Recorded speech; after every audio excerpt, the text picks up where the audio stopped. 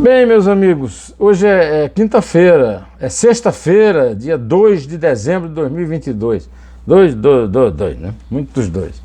Um dia para você ficar sabendo onde está sendo aplicado o seu pobre e suado dinheirinho. O PIB da era Bolsonaro cresceu menos do que o dos governos Fernando Henrique, Lula e Temer.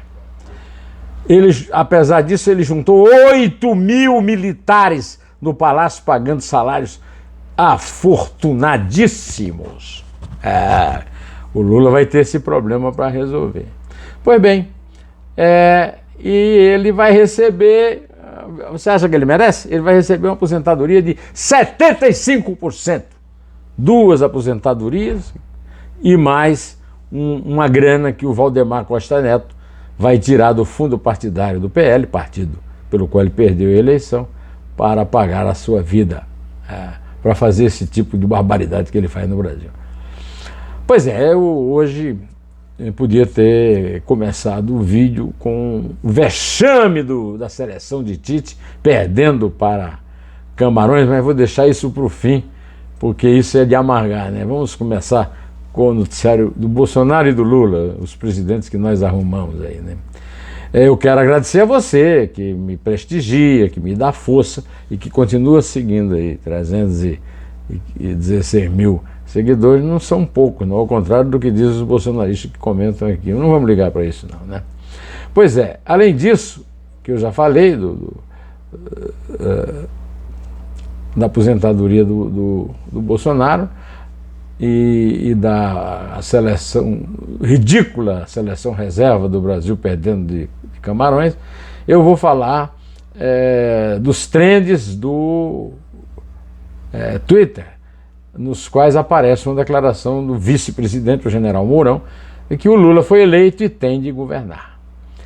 E o Lula está enfrentando problemas lá para compor o seu ministério, né? O PT está botando a faca na garganta dele e entregou ele uma lista de ministérios que tem que ser do PT. Pelo amor de Deus, né? O Lula foi eleito por uma frente amplíssima. Agora o PT se acha o dono da carne seca, né? Bom, vamos voltar à primeira notícia.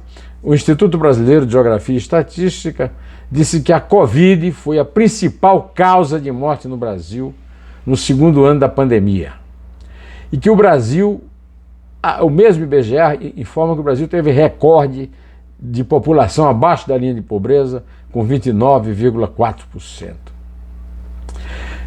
Bom, meus amigos, realmente é o fim da picada, porque o Bolsonaro disse que não tem pobreza, não tem miséria, e ele não vê a miséria no Brasil quando ele sai do palácio, né? E, ao mesmo tempo, o PIB da era Bolsonaro cresceu menos do que o dos governos Fernando Henrique, Lula e Temer. E estou falando também dos 8 mil milicos no governo, já falei disso, né?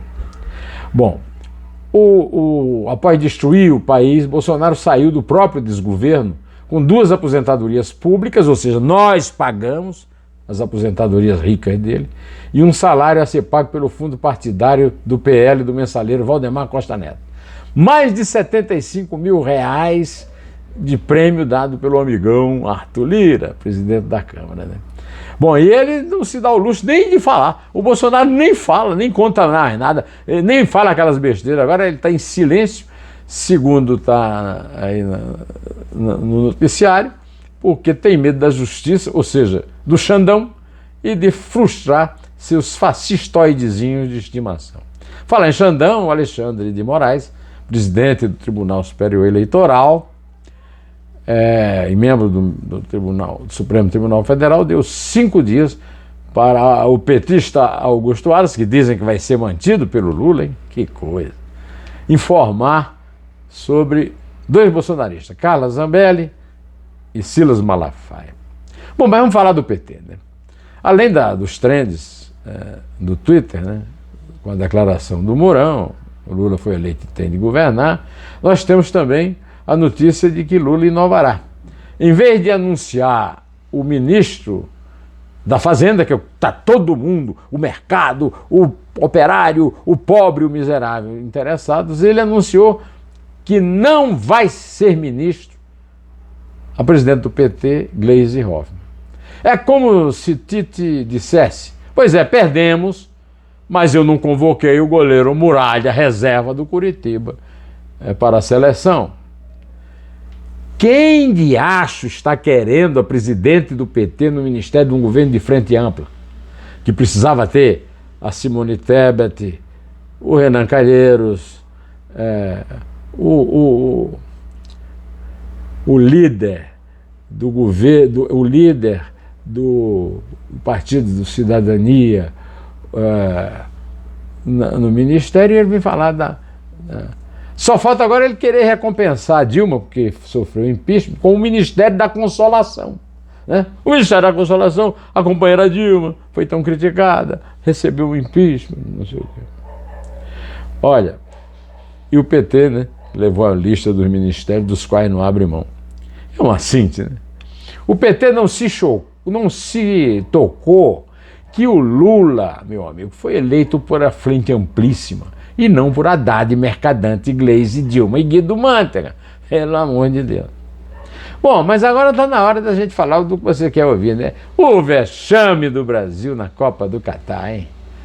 1-0 já no acréscimo do segundo tempo.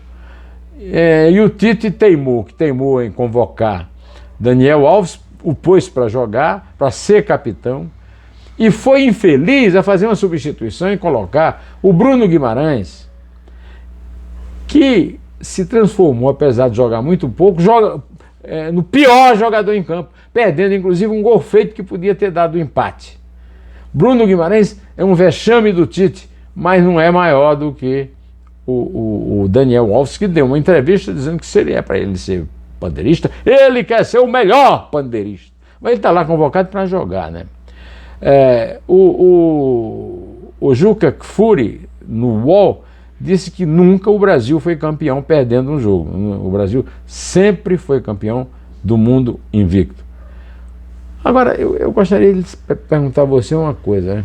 Fala-se muito do gol do Japão, que a bola não saiu mesmo. Agora, eu sou fã do VAR, acho que o VAR tem que ser aplicado, mas é difícil explicar que aquela bola não saiu. Não saiu, mas é difícil explicar pelo VAR, né? Agora, todo mundo ficou discutindo isso, ninguém se lembrou de falar que o Japão está indo para o mata-mata da Copa do Mundo graças a quem levou o futebol para o Japão.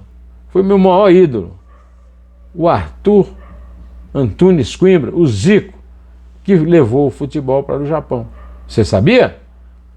Então, meu amigo, se não sabia, fique sabendo. Olha, o Japão está no mata-mata, nas oitavas de final. A Alemanha não está, a Argentina não está, o Uruguai não está. E a geração de ouro da Bélgica, que mandou o Brasil para casa na Copa da Rússia, hein? É com essa que eu ia terminar, mas ainda vou falar da entrevista que o grande cientista político, especialista em militar, deu no Neumann Entrevista, e que eu publicarei a partir de amanhã no canal José Neumann de Pinto. Eurico Figueiredo fala, olha, dá um belo diagnóstico sobre a questão militar, né? E o Dois Dedos de Prosa ainda é com a Exilda Mello, falando de Ariano Suassuna, de Lourdes Ramalho e da negritude, tema de um livro do qual ela foi uma das autoras, que concorreu ao Prêmio Jabuti, que é o maior prêmio da classe editorial no Brasil. E olha, meus amigos, o meu amigo Walter Fanganiello Mairovitch, desembargador aposentado da Justiça de São Paulo, ganhou! A Exilda foi concorrente finalista, esteve entre os 5 melhores. O Walter Mairovitch ganhou com um livro maravilhoso que ele escreveu sobre máfia e antimáfia. Olha aí, tem a entrevista dele ainda. Até entrar a entrevista do Eurico Figueiredo, ainda você pode ver a dele, depois você pode também continuar acessando, que você vai chegar e vai ver. Eu vou ficando por aqui, direto ao assunto, e meus amigos, em té!